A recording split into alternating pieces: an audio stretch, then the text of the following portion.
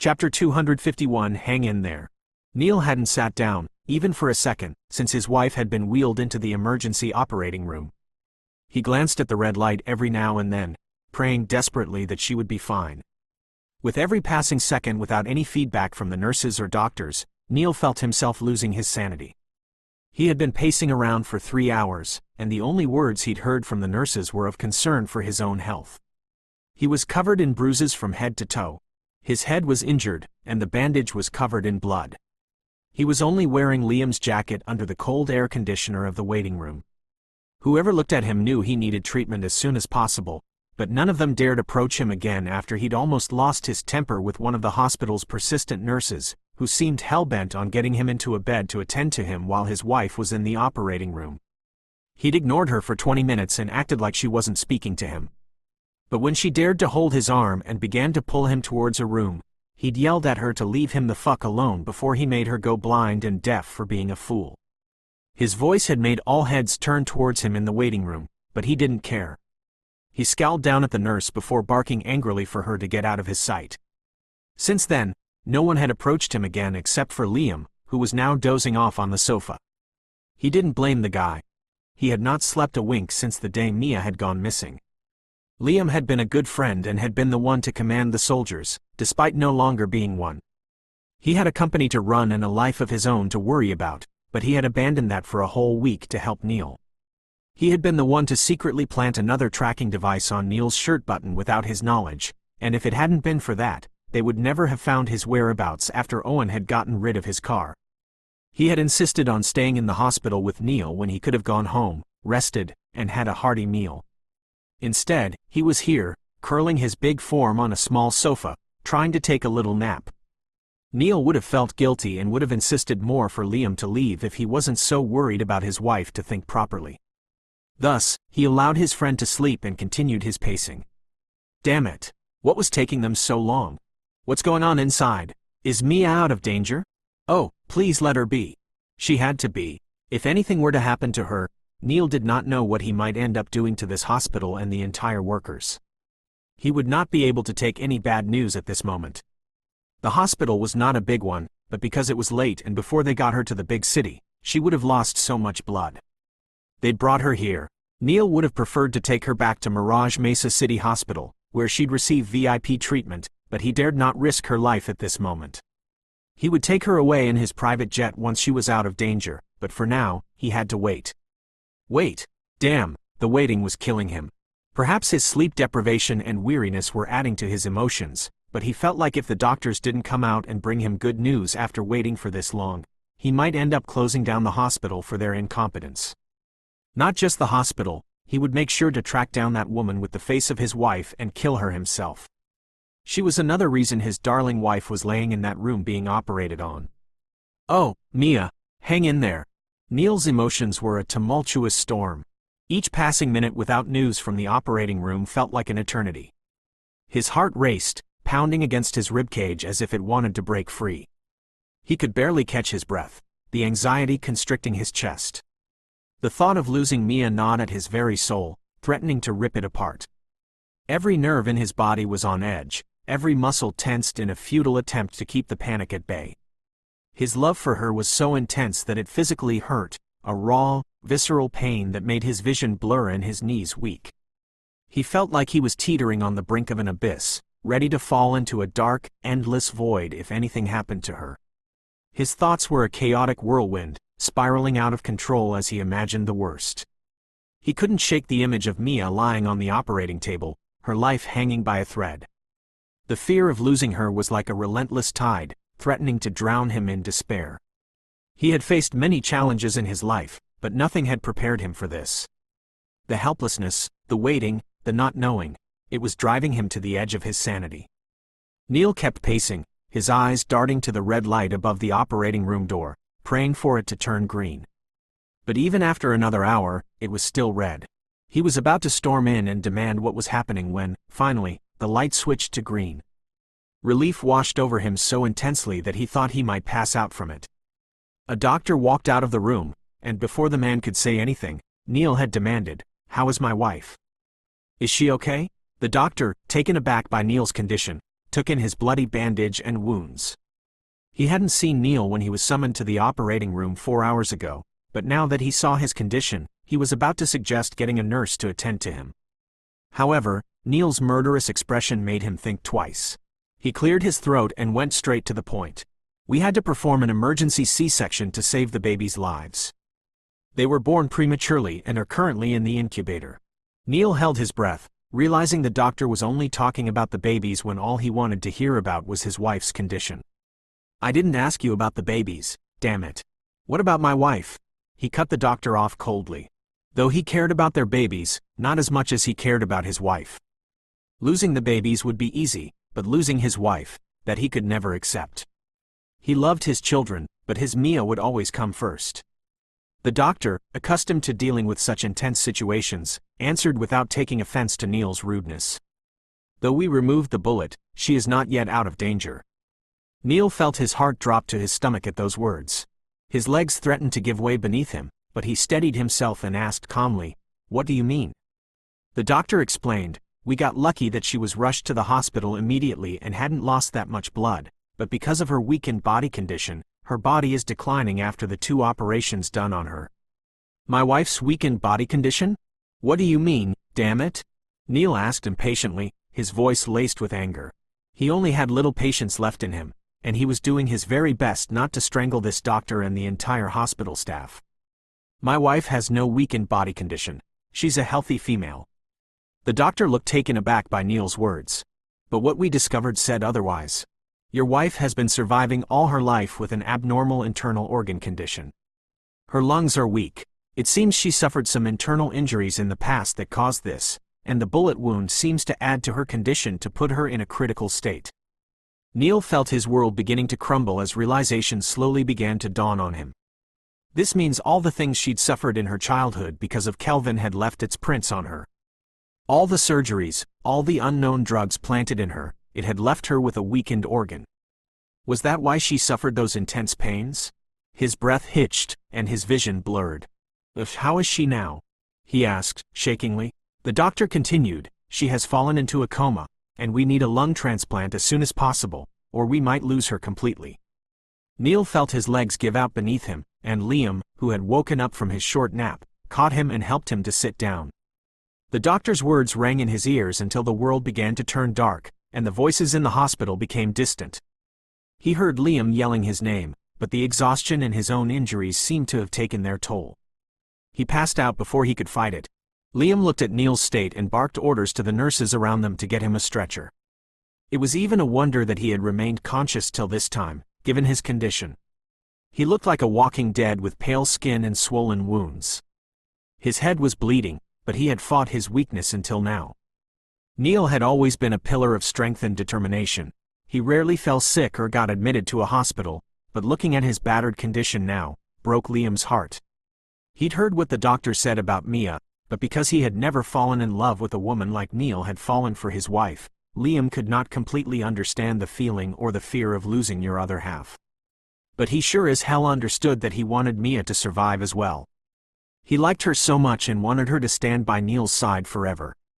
They were a perfect match, and whenever he saw how happy they looked together, it made him want to know what it feels like to be loved. As they wheeled Neil into a room, Liam tightened his grip on his shoulders, whispering, "Hang in there, buddy. Mia will be fine."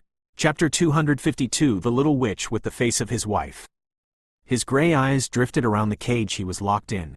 He looked at the unfamiliar grounds and felt tears sting his eyes, but he didn't cry, because he was a boy, and boys don't cry. He was scared, but he wouldn't show it.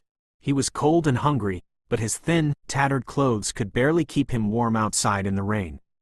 The 12-year-old Neil's lips and body trembled from the rain biting down on him in the cage he was locked in outside his uncle's residence.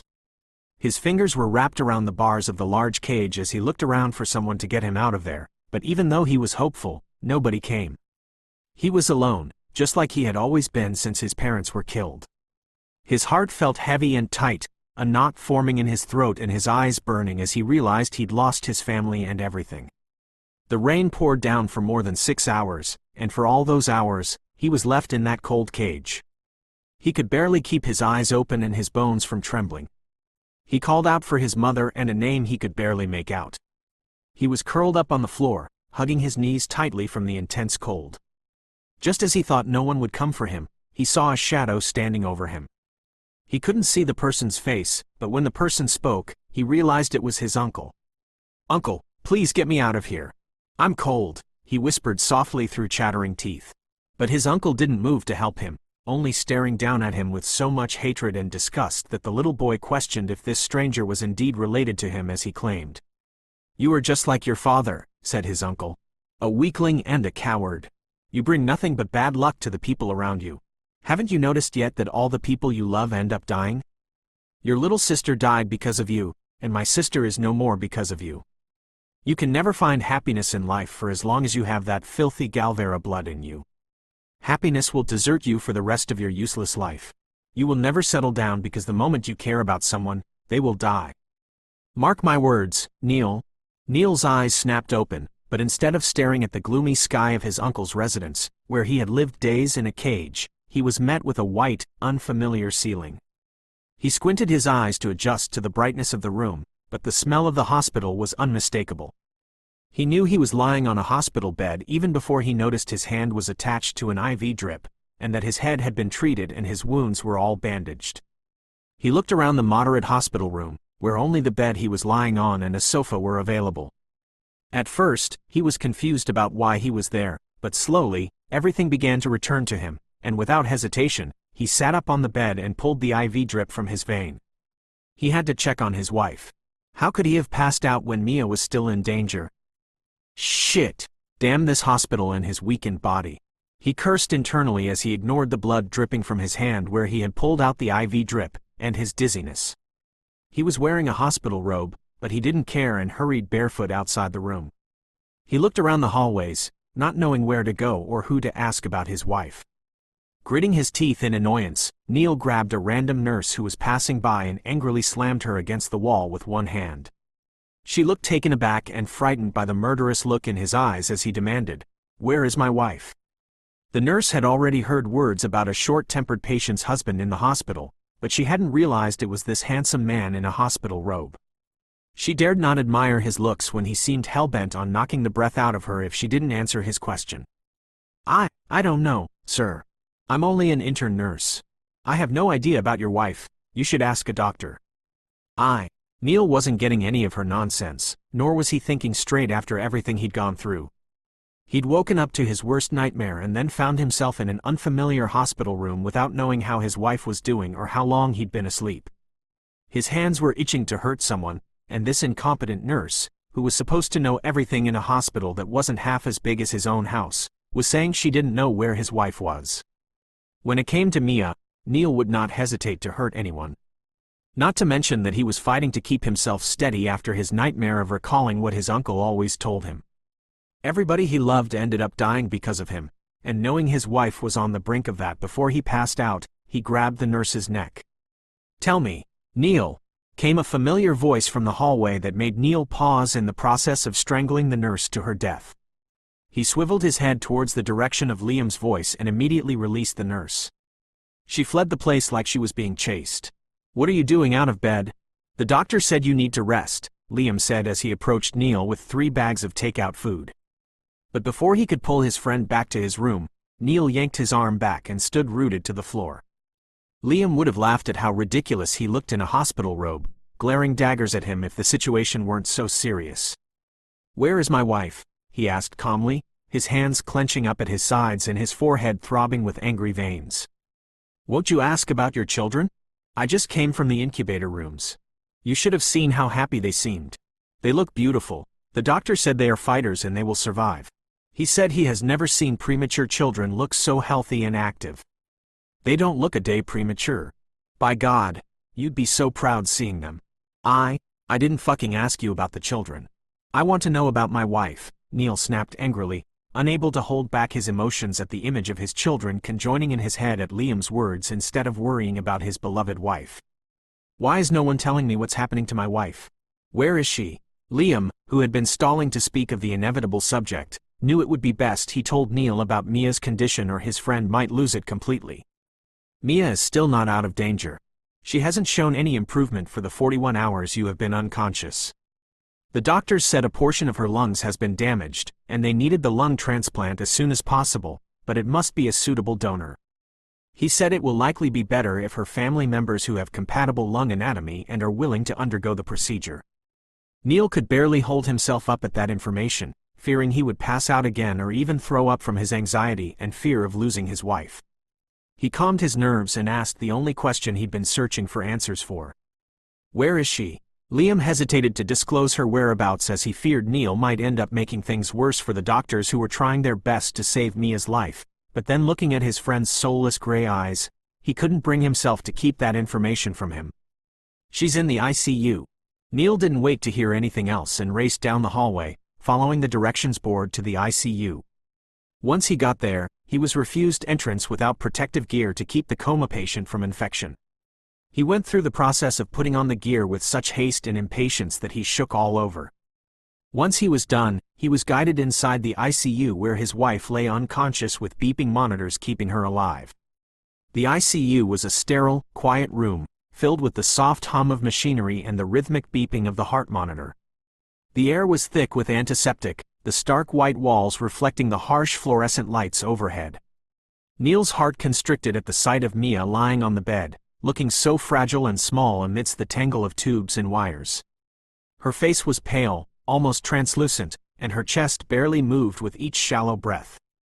Her hand rested on her stomach, a pulse oximeter clipped to her finger, its tiny red light blinking in time with her heartbeat. With trembling legs, he walked towards her and reached out to hold her hand. His fingers traced the delicate bones beneath her skin, feeling the faint, reassuring warmth of life. "Mia," he called softly, his voice cracking with emotion as tears welled up in his eyes. "I'm so sorry." She'd taken the bullet for him and now she was between life and death. Guilt, regret, and pain consumed him, making him wish he were the one lying there instead of her. His uncle's words echoed in his mind, and he felt a deep, crushing guilt. He wanted to touch her face but feared he might harm her with so many machines attached to her. He felt his world crumbling as he stared at her fragile state. Kelvin Rodrigo had been the main cause of this. If he hadn't used the little Mia for his evil business, she wouldn't have been in such a state even after taking a bullet. He had thought he would not kill the man and let him suffer, but it seemed he'd gotten another solid reason to end his life. He was willing to overlook a lot of things, but not his wife. Not Mia's life. Neil's guilt turned into rage and determination. Kelvin was going to die today. As he stood there beside her with clenched fists, a doctor walked in and told him to step out to have a word. Neil didn't move at first, but seconds later he leaned down and kissed her hand before he told her to hang in there and that he'd be back. He followed the doctor outside. "Mr. Weiner, we need to talk about your wife's condition," the doctor began, his tone serious and urgent. "Time is running out, and we don't know how long those machines will keep her alive if the procedure isn't done in time. Does she have any family or siblings who could be a suitable donor?" Though the hospital was a moderate one, with no fancy equipment like the one in Mirage Mesa, Neil respected them for being able to detect the problem with Mia while the doctors in Mirage Mesa had been unable to realize there was something wrong with her organs when she was having terrible stomach pains. He would have flown her back to Mirage Mesa if he were so sure they would be able to treat her like this hospital. But hearing the doctor's question made him gloomy. And when he replied, his voice was detached. "I am the only family she has left in the world." The doctor looked taken aback for a moment. He then cleared his throat, trying to maintain his professional composure despite the gravity of the situation. "I understand, Mr. Weiner, but we really need a suitable donor as soon as possible. Her condition is critical, and we can't afford to wait much longer." Before the doctor could say more, Neil's expression hardened with resolve as he cut him off. "I'll bring someone who will be her donor today," he said, his voice unwavering. He had already made up his mind. Nothing was going to stop him from getting that little witch. Whether she liked it or not, she'd be Mia's donor. If he had to force her or even drag her here, he would do that. It was her fault as much as her father's that Mia was in this condition. They were twins. A portion of her lungs would be perfect for Mia rather than go looking for a suitable donor which would take forever. Neil began to walk away from the doctor, not waiting for him to say more, his mind set on his mission. The doctor called after him, "Mr. Weiner, you can visit your children if you want to." Neil paused. his back still turned to the doctor. "No," he replied emotionlessly. "I won't see the children until my wife is with me. I won't step into that room without her by my side." He continued walking, blocking any emotions and any attachments that might pull him towards the incubator rooms to see his children and break his resolve to do whatever he was set on doing tonight. "I'm sorry." He muttered an apology to them in his heart as he knew he'd never be able to be a good father without his wife. Chapter 253 Burned Down. Neil's mind was focused on his mission. He stormed out of the hospital, the cold night air biting at his skin, but he didn't care. He was going to Mirage Mesa to finish his unfinished business before he found Mariana and made her save Mia, no matter what it took. He knew by now news of his wife's hospitalization would have already spread, and he had to be extra careful while traveling to Mirage Mesa. He'd called his men, and his private jet was already waiting for him at a clearing 10 miles away from the hospital. All he had to do was board the jet, and he'd be in Mirage Mesa in 30 minutes. Neil made his plans in his head as he pulled on a shirt handed to him by one of his bodyguards standing outside and was about to get into a car when Liam rushed up to him, grabbing his arm. "You can't do this alone," Liam said, his voice firm. "I'm coming with you." He'd heard Neil's plans from James when he was waiting for Neil in his room. Stepping into Calvin Rodrigo's territory wasn't going to be an easy feat despite his fall from power. The man still had many men guarding him, his connections were still deep. "This is something I have to do myself, Liam. I need you to stay here in case anything happens, and inform me about Mia's condition," Neil said, trying to pull away from his grip. Liam tightened his grip. "I understand you want to do this on your own, but you're in no condition to handle it alone. Look at yourself. You're covered in bruises, and you haven't had a proper rest. Let me come with you. The nurses and doctors are here to keep an eye on your wife and children." Neil hesitated for a moment, looking into Liam's determined eyes. He knew his friend was right. He wasn't at his best, and having Liam by his side could make a difference.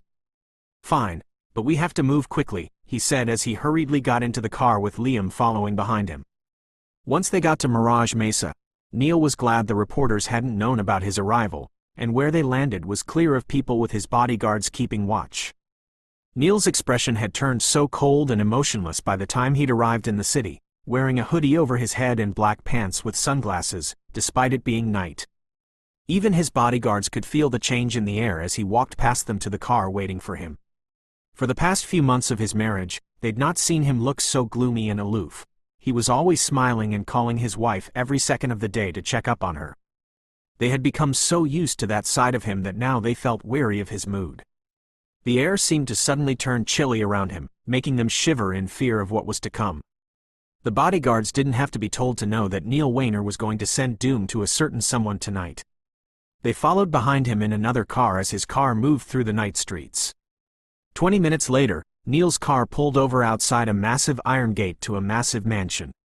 His bodyguard's car was close behind his as he exited the car with Liam. There were security checkpoints at the gate, and they refused them entrance, as the men said the boss was already asleep and wasn't expecting any visitors tonight. Neil didn't even bother to argue with them. He signaled his men to break in and clear the security out of his way. The men at the gate were soon knocked unconscious as Neil's men opened the gate for him to enter. He walked into the gate like a king of hell ready to rain fire on earth, his hands tucked nonchalantly inside his pockets as he walked all the way from the gates to the main building where his men were already making way for him by taking down the bodyguards of the residence. From the top floor window, Calvin peeked out at the commotion, but upon seeing the hooded man's silhouette at the front, he realized immediately what was happening and who was here. Motherfucking Neil Wayner was here. Cursing under his breath, he ran back inside to get his gun. He had intended to leave the country today, but Mariana had delayed him. He should have just left without her, but he couldn't find it in his heart to leave that silly girl who was the only family he had left. He had raised her into a girl he wanted, and her purpose in life wasn't yet over because he planned to start over again in Mexico with her. He dreamed of building another empire there, and Mariana's weapon-making was the key to start over and make new connections with the underworld men there. And not even Neil Wayner would stop that. Lately, the girl had been disobeying him because of Wayner, but he knew she'd come around once he took her away to another country and started over. His private plane was already waiting for him. He'd leave first and order his men to bring that stubborn daughter of his afterwards. He couldn't afford to spend another day here, not when that little motherfucker was here. Wayner had spared him at the hospital a week ago, but he doubted he would again now.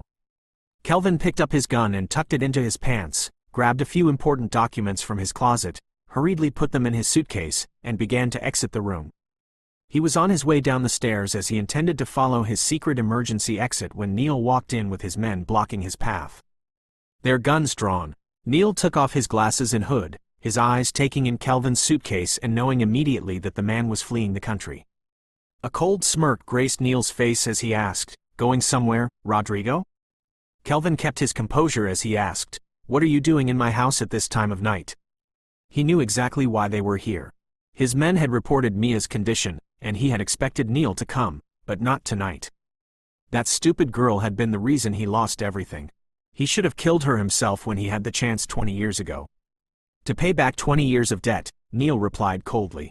Kelvin's expression turned to anger as he said, "Haven't you gotten your revenge by killing Ella and ruining my business? What else do you want?" A humorless laugh escaped Neil's throat as he said, "I see your daughter has not only tricked my wife, but you. She killed your Ella, not me. But I'm not here to talk about that, Rodrigo. Before I get to my business, I want to know, where is Mariana?" Kelvin refused to believe what Neil said about Mariana being the one who had killed his Ella. Neil was just making things up, he assured himself. Mariana would never do such a thing. Furthermore, she was just a kid when Ella died. She knew how much he loved his wife. She would never deprive him of his lovely wife. "Mariana is not here. I haven't seen her in 2 days. Take your dogs and leave my premises. I have important business to attend to." The light faded from Neil's face as his expression turned murderous. "I will only leave after collecting your life." Before Kelvin could react or register anything, 2 bullets went straight into his skull, shattering his head. His body fell and rolled down the stairs like a sack of grain. Neil turned on his heels, leaving his orders to his men, burn down the entire house and make it look like an accident. Even though he wanted to make Kelvin suffer more, he knew the man was cunning and would easily escape his fate. Despite all the years he'd looked forward to killing the man responsible for his parents' death, Neil felt no satisfaction or happiness after killing him. Instead, he was consumed by a soul-crushing emptiness that gripped his heart and made it difficult for him to breathe. The expected triumph was replaced by a profound, gnawing void, as if every ounce of his resolve had been hollowed out, leaving him adrift in a sea of darkness. With every passing second, he felt himself sinking into an abyss that would never go away until his wife was out of danger. Walking out of the Rodrigo estate, he headed towards his car while picking up a call from his men, who informed him of Mariana Rodrigo's whereabouts. "I'm on my way," he said, getting inside his car and never looking back, even as the house caught fire and burned in the background like his family's house had burned before his eyes 20 years ago. Chez Lumière. In an upscale French restaurant in the big city of Mirage Mesa, Mariana sat in the VIP area surrounded by countless empty wine bottles on her table. She didn't bother hiding her face this time with a mask. She sat elegantly as she watched the VIP performance on the stage where half-naked men danced erotically to impress her. Their chiseled bodies moved in rhythm to the sensual music, their muscles flexing and glistening under the spotlight. Though she was looking at the stage, she wasn't seeing anything they were doing because her mind was somewhere else. Her mind was on the warehouse in Silverbrook. Had Mia died by now? Had the bomb exploded? Those questions had been wandering through her mind the entire time because she hadn't stayed back to see the bomb explode. She'd been so heartbroken she'd left the town and come straight here to drink out her sorrow. Instead of feeling aroused by the men showing off their bodies to her, she felt angry. The only body she wanted to see and touch so badly was Xavier's. She wanted to feel his body so badly she'd give her soul to have him even for one night. For 20 years, she'd only imagined the feel of him, but her imagination had been that he wanted her as much as she wanted him. However, he had proved her wrong by rejecting her and pushing her away like the past they shared meant nothing. She had locked him in that room to go and clear her mind. And by the time he'd be awake, Mia would have already been gone. Good. Because once Mia was gone and he had no one else to console him, she'd come back into the picture again. "Oh my goodness! Mia!" exclaimed one of the waitresses who'd come to clear off the empty bottles from her table. "Can I take a picture of you?" Mariana's fingers dug into her palm at another person mistaking her for that backstabber again. This was the 4th time someone had come to her screaming that they were her fans and would like to take a picture with her. She'd purposely ignored them or yelled at them to scram. The first lady who'd mistook her for Mia at the entrance had been so hurt when Mariana had mockingly told her, "I don't take pictures with fat people. Go work out or do something about that jiggling belly of yours before you approach me for pictures. Out of my way." Mariana had been so satisfied to spoil Mia's reputation that she'd insulted anyone who approached her. But now she was annoyed beyond words as she looked at the dreamy waitress. Without hesitation, she picked up her drink and poured it on her face. "Get out of my face, you idiot. Why do they even like that Mia?" She couldn't for the life of her see anything likable in a person who would steal her sister's place. The more she saw people liking Mia over her, the more she wished she'd stayed somewhere close to the bomb to watch the bitch burn. She angrily began to scatter the bottles of drinks on her table while yelling and cursing at Mia, causing the men on the stage to momentarily pause in their dance. Their hips were still, mid-thrust, their faces masked with confusion and apprehension. But she yelled at them. "Why did you stop? Continue." The men hesitated, their gaze shifting nervously to the VIP room's entrance. Mariana swirled around at the same time men in black suits walked into the room. Right in the middle of them was a face she wanted to see so badly. But his face was devoid of any emotions. His gray eyes were as cold as steel, like twin glaciers ready to shatter anything in their path. His expression was hard, lips set in a thin line, exuding a chilling detachment that made the air around him seem freeze. Though he looked like that, Mariana didn't care. Her heartbeat soared at the sight of him. She stared at him and didn't even notice when Neil's men sent the dancing men running for their lives as they fled the room at the sight of their guns. All she could see was the man she loved standing there, looking at her. For the first time in forever, a tear rolled down her cheek as she muttered, "I've missed you so much." She ran to hug him, muttering, "Stay with me. Mia is gone and nobody will ever separate us again." Chapter 254 Threat. Neil stood still as she approached, his eyes narrowing slightly. "Mariana," he said, his voice cold and sharp, "I want to ask you something." Mariana ignored his tone and threw her arms around him, clinging to him desperately. "Stay with me, Xavier. She's gone now. We can be together, just like we were meant to. You promised to marry me, and I've waited for you and held on to that promise. She's gone now. I will make you happy." Neil's body stiffened at her touch, but he didn't push her away despite his repulsiveness. Instead, he let her hold him for a moment, his hands remaining still at his sides as she clutched onto him, crying and muttering for him to never leave her. Even though she had an identical face and body like Mia, she lacked her warmth. Whenever his Mia shed tears, he always had the urge to destroy whoever made her cry and console her with the most expensive gifts in the world. But now that her twin was crying in his embrace, all he felt was irritation and the urge to strangle her for what she'd put Mia through. But before that, he had to make sure of something before he took his next actions with her.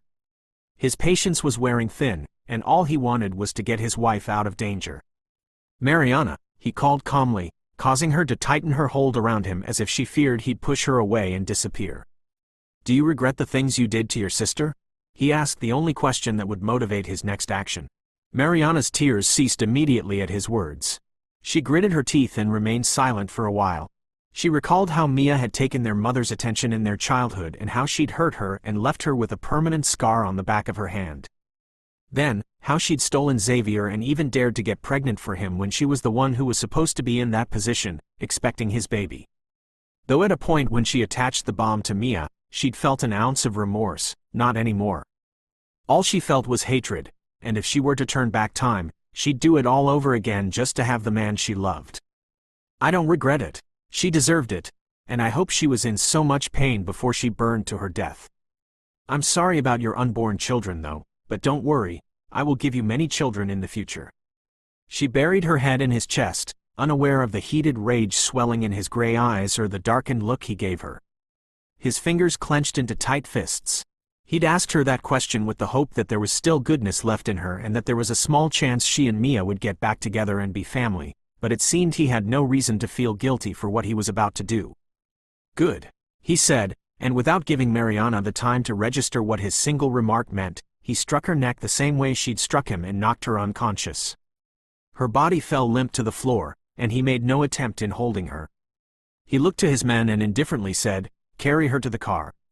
We are flying back to the hospital." Back at the hospital, Neil stood with the doctor, who had a displeased frown on his face after hearing what Neil said about finding a perfect match for Mia's transplant.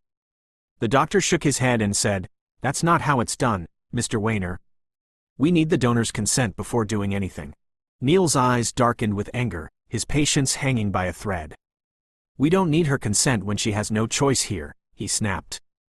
"I don't give a damn if you have to break your rules. If you don't start the surgery immediately, I will make sure you never work in any hospital again. I'll ruin your life." The doctor was frightened by the threat but didn't show it. He knew Neil Weiner would easily destroy his career in a blink of an eye, but he had worked as a doctor for 25 years and had never gone against the rules. He would be no different from a quack doctor if he were to perform the procedure on an unconscious woman who was carried into the hospital like a sack of grain. They needed her consent on paper because the procedure could take her life. There are many risks to the donor that could cause long-term damage or even death. He dared not go on without having the donor sign the papers if she were to lose her life saving the dying woman in a coma. He could never go on with that without knowing if the unconscious woman was up for it or was being forced. Thus, he remained firm. "Mr. Weiner, I understand your desperation, but I cannot perform the surgery without the donor's consent. It's unethical and illegal." Seeing the doctor's firm stance, Neil asked calmly, "You mean you won't perform the transplant without the donor's consent no matter what I say or do, right?" When the doctor nodded, Neil pulled out a gun with a swift motion, pointing it to the doctor's head. Swallowing convulsively to keep the constriction in his throat at bay, Neil asked again, "Are you going to perform it now, or do I shoot you and your entire staff and get another doctor to do the transplant?" "Mr. Weiner, I can't, the doctor began to say, but Neil cut him off in frustration. "Why can't anybody fucking understand that I can't let her die? She's my life for God's sake.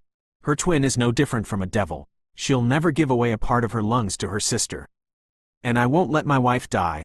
Neil's emotional breakdown was evident, tears welling up in his eyes, his voice cracking. He looked at the doctor's eyes and said, "I don't want to shoot you, but if you still refuse to treat Mia, I will have to. Please." For the first time, his voice softened, pleading. The doctor had never imagined a man like Neil Weiner capable of such raw emotions, much less pleading with him. He could see how much Neil loved his wife and was willing to do anything to save her. The doctor knew the feeling of being desperate to save the one you love because he'd lost his wife to cancer years ago. He understood how it could easily drive you to insanity when you couldn't do anything. He had been a doctor but had failed to save his own wife. Now, Neil could save his by making him break the rules. "Please, don't let her die. Save her. I will forever be indebted to you," Neil pleaded desperately, his voice sounding like it was wrenched out of his heart. What his threat had failed to achieve, his plea did. The doctor patted his shoulder and said, "I'll perform the transplant." Without wasting time, the doctor called the other doctors and nurses who would assist him. Neil stood rooted in place, disbelief and hope warring in his chest. The sound of nurses rushing to prepare for surgery filled the air, a promise of life that Neil clung to desperately. He wiped his eyes with his sleeves, then slowly backed down and sat on a chair behind him, emotionally and physically drained. Lowering his head to his hands, he closed his eyes and began to pray to whatever God would listen to his plea to save his wife. He'd never prayed in his entire life, but for the first time, he was. He was willing to give away everything in exchange for her life. He hated to imagine her lying motionless on that bed with wires attached to her. He missed her smiling face and gentle touch. He desperately wished he could turn back time and take her away from the country like he'd intended to at first. Take her away to Puerto Rico where his grandma had been bothering him every day to bring her to the Galvera family house for the past months they'd been married. He'd even planned on taking her there after giving birth and having a Spanish wedding in Puerto Rico, as she'd seemed fascinated by a Spanish wedding they saw in a movie one night at their house. He'd made a mental note to give her that exact wedding ceremony when the time came. Now, sitting here in a hospital waiting room, he felt himself standing at the edge of a knife that would cut him to pieces if something were to go wrong. His eyes burned and his throat tightened as emotions bubbled up inside him. He raised his hand and clenched his heart as a tear rolled down his cheek, a silent sob of anguish tearing from his throat. "You have to survive this, Mia Moore. You have to fight for us, for our babies, and for the life we promised to have together. Our babies." He muttered the last part like poison on his tongue. He had momentarily forgotten about them until now, and he hated the fact that the attachment he had with them when they were still in his wife's womb was wearing off with every single second Mia's life was hanging on the line. That realization made him break down even more. It was like all the tears he'd not shed for 20 years came fighting their way out, and he could barely hold them back. He choked on his silent sobs and hit his chest with his fist to stop himself, but nothing he did helped. He was vulnerable to his raw emotions, left open. But when he saw through the window glass Mariana, still unconscious and being prepped for the procedure, he hardened his heart and calmed himself with the belief that Mia would be fine as long as her twin was here. He felt no remorse for her twin. He felt nothing as they wheeled her away, believing she owed Mia that much. He wiped his tears, but his breathing was still rough from his emotional breakdown as he watched the hospital buzz with activity, the medical team preparing for the surgery. Though his heart still ached, a glimmer of hope began to pierce through the darkness. Hang in there, querida. Chapter 255 Wake Up. The surgery lasted for 10 hours, and in those 10 hours, Neil didn't budge from his position where he sat in front of the surgery room, waiting to hear the news. He didn't bother to eat or freshen up, even when Liam sent someone to bring him a change of clothes along with breakfast. He didn't move even when the nurses asked him if he needed anything. He didn't budge even when he heard everyone speaking about the top news of the country. Kelvin Rodrigo dying in his house from an accidental fire that broke out in the kitchen while he was fast asleep in his bed. He remained right where he was since the surgery light had turned red, his eyes glued to it while his expression looked as lifeless as a corpse. If he could see himself in the reflective mirror in front of him, he didn't care one bit how he looked. People had come to check up on him, but he didn't register a single word they said to him. His mind was focused in one direction, the red light. His hands, tucked in the pockets of his hoodie, trembled violently from an anxiety that had never gripped him before. Another 2 hours passed before he saw the light turn green.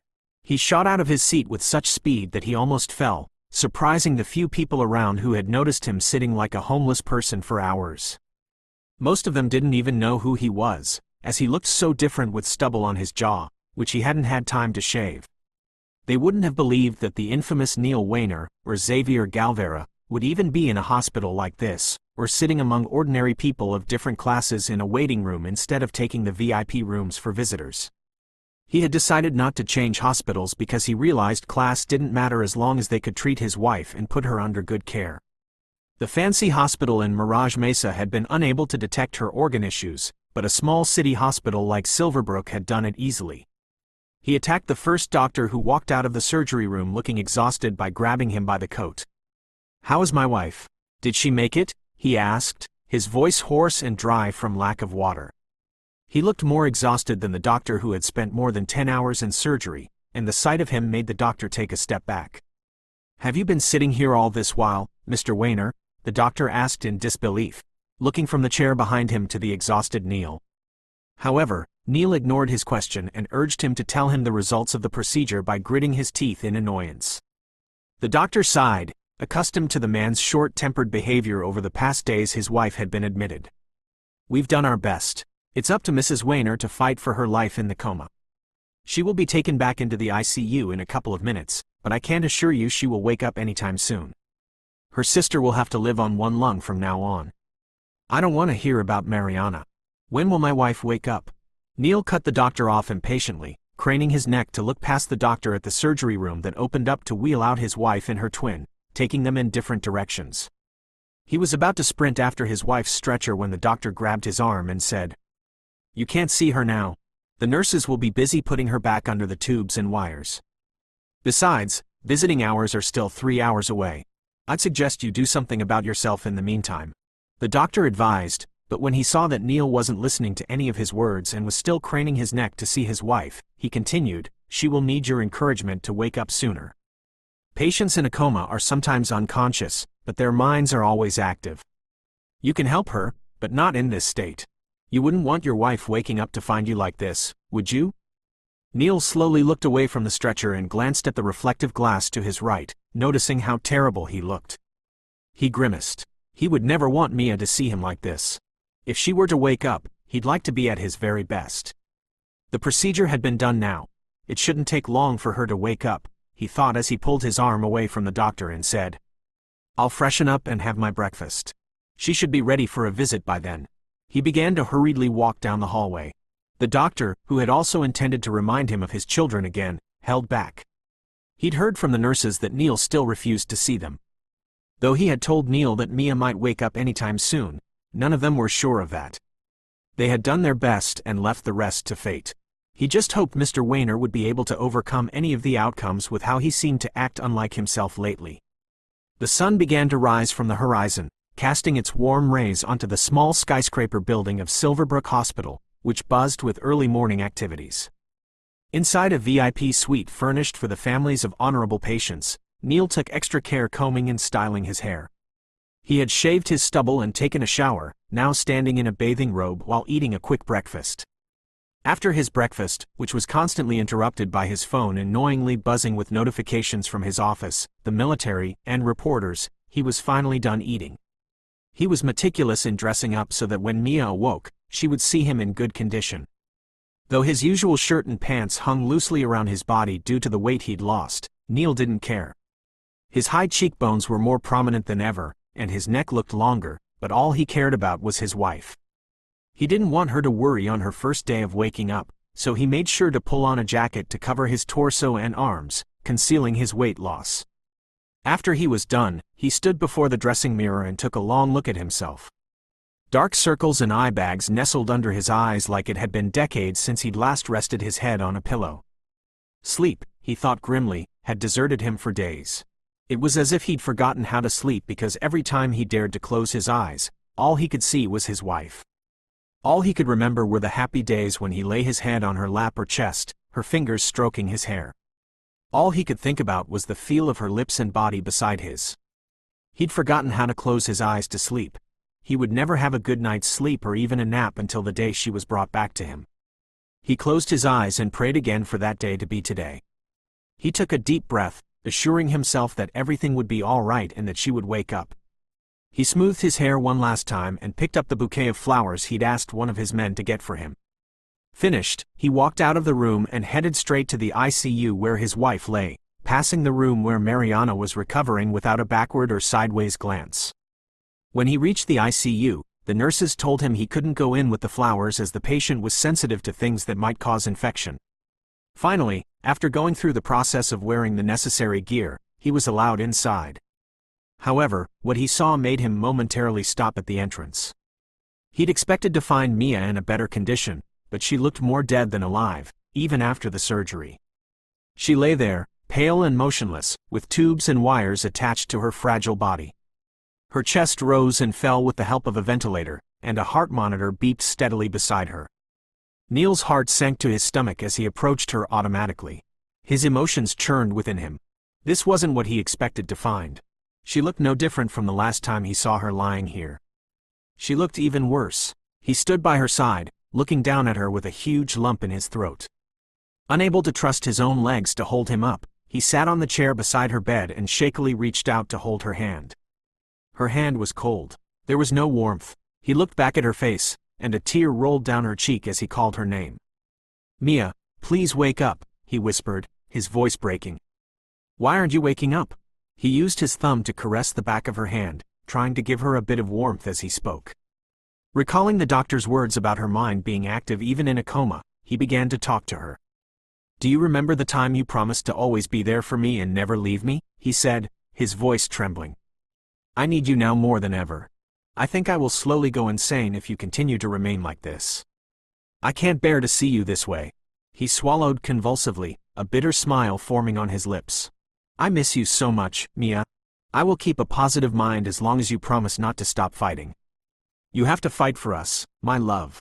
You have to." He leaned down and kissed the back of her hand just as a nurse walked in to tell him visiting hours were over. He hated to part with her, but they told him he could visit her again later in the day. He stood up and adjusted the blanket around her body. Looking at her one last time, his eyes lingering on her fragile form and pale face, he turned and left the room with a heavy heart, missing the little movement in her eyelids.